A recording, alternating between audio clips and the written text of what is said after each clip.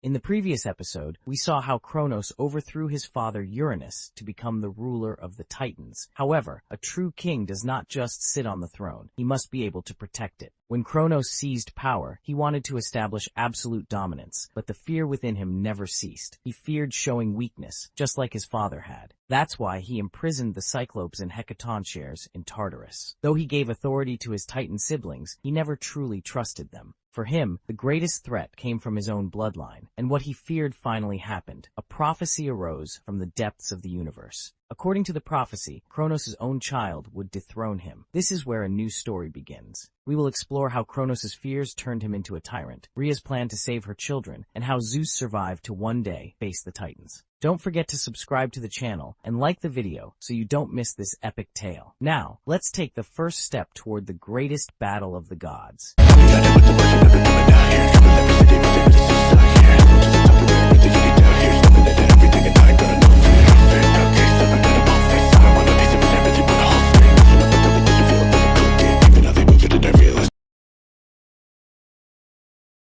Kronos had become the king of the Titans by overthrowing his father, Uranus. However, despite his new position as ruler, a great fear filled his heart. His mother, Gaia, and father, Uranus, had given him a terrifying prophecy. One day, you too will be dethroned by your own son. This prophecy lodged itself deep in Kronos' mind. Just as he had betrayed his father, the thought that his own child could do the same troubled him. This fear pushed him to make a cruel decision. When he married Rhea and began having children, he started swallowing them as soon as they were born. Hestia, Demeter, Hera, Hades, and Poseidon all were trapped in Kronos' stomach. He believed this would prevent the prophecy from coming true, but escaping fate was not so easy. With each birth, Rhea sank deeper into despair, driven by her maternal instincts to find a solution. At this very moment, she decided to devise a plan that would change the course of destiny.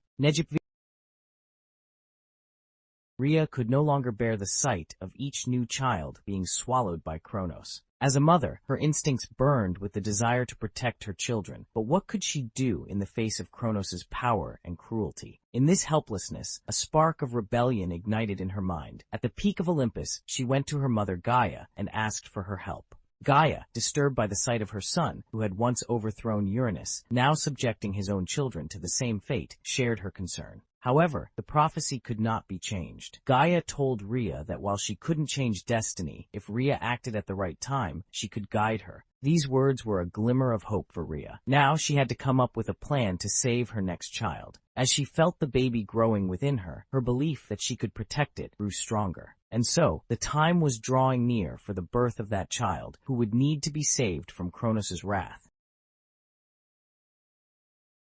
As the moment of birth approached, Rhea was filled with both excitement and fear, wondering what to do. She needed to give birth to the baby without drawing Kronos' attention. She waited for the perfect moment to put her plan into action, and finally that moment arrived. When Zeus was born, Rhea acted quickly. She wrapped him in soft cloths and pressed him to her chest, quietly leaving the palace in the darkness of the night. To avoid drawing attention, she had to move without being noticed. With the help of her loyal servants and some old friends, she moved silently. The journey to Crete was long and arduous. She crossed mountains, passed through forests, and left rivers behind. Though exhausted, she didn't stop for a moment. She knew that if she did, Kronos' eyes were everywhere, and the risk of her son being caught was far too great. Finally, when she reached Crete, she felt a little relief. But the real challenge was just beginning. How would she protect Zeus here? When Rhea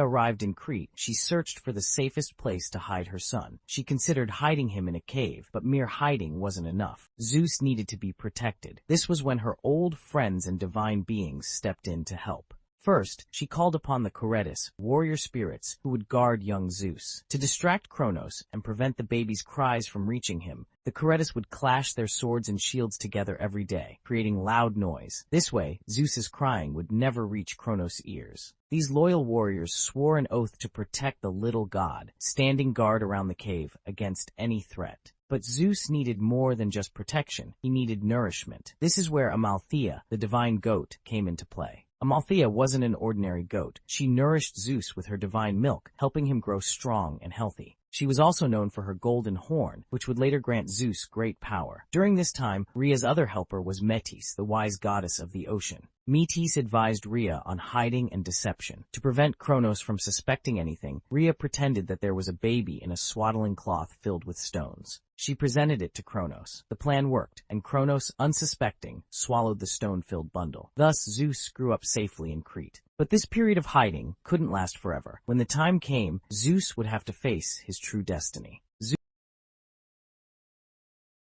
Zeus grew up on the island of Crete, nourished by the milk of the goat Amalthea and protected by the noisy watch of the Kouretes. Over time, he began to discover his divine powers. Despite his young age, he felt incredibly strong and full of energy. This strength didn't just manifest physically, but it also granted him mental abilities. Zeus, at a young age, had become a brilliant strategist. As Zeus grew in Crete, developing both spiritually and physically, he grew stronger every day. Amalthea's milk not only gave him physical strength, but also divine power. However, Zeus's greatest strength wasn't just his physical power. It was also his intelligence, cunning, and strategic thinking abilities. He knew he would one day be the smartest and the most powerful among the gods, and he believed that he would take revenge on his father, Kronos. One day, Metis, who came to the cave where Zeus was born, gave him an important piece of advice. When the time comes, you will rely on your strength to overthrow your father Kronos, but you must wait for the right moment. This advice helped Zeus to form the strategic plans that would later ensure his victory in the Great War. Zeus listened to all the knowledge given to him, grew with patience, and enhanced his strength while wisely biding his time. With each passing day, his power increased, and soon he reached a level where he could confront Kronos. He could feel that the time for taking revenge on his father was drawing near.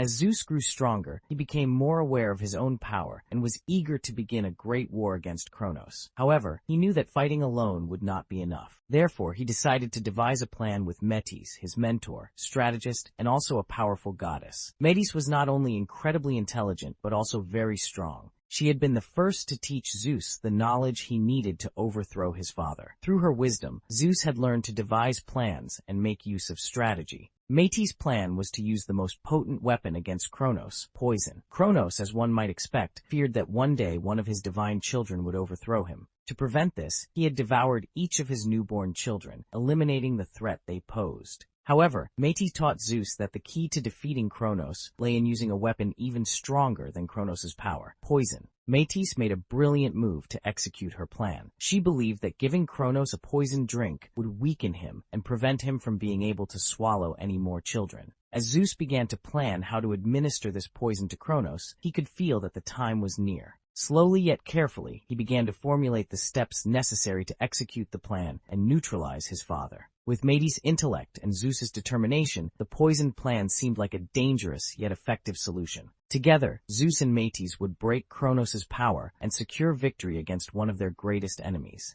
Zeus was taking his final step in defeating his father, Kronos, and this was a much more complex and dangerous approach than the poisonous drink prepared by Metis, the herb of liberation. This legendary plant held a special place in Greek mythology, known for its ability to neutralize deadly poisons. Zeus planned to use this herb to rescue his siblings, whom Kronos had swallowed. Kronos had devoured each of his children at birth, but they were not dead. They were believed to be trapped inside his digestive system, still alive. Zeus and Metis searched for a long time to find this miraculous herb. They believed it could only be discovered deep within Kronos' palace, hidden away in a secret place. After a long and perilous journey, Zeus finally found the herb of liberation. However, obtaining it was not easy. He had to evade his father's guards and numerous enemies at every step.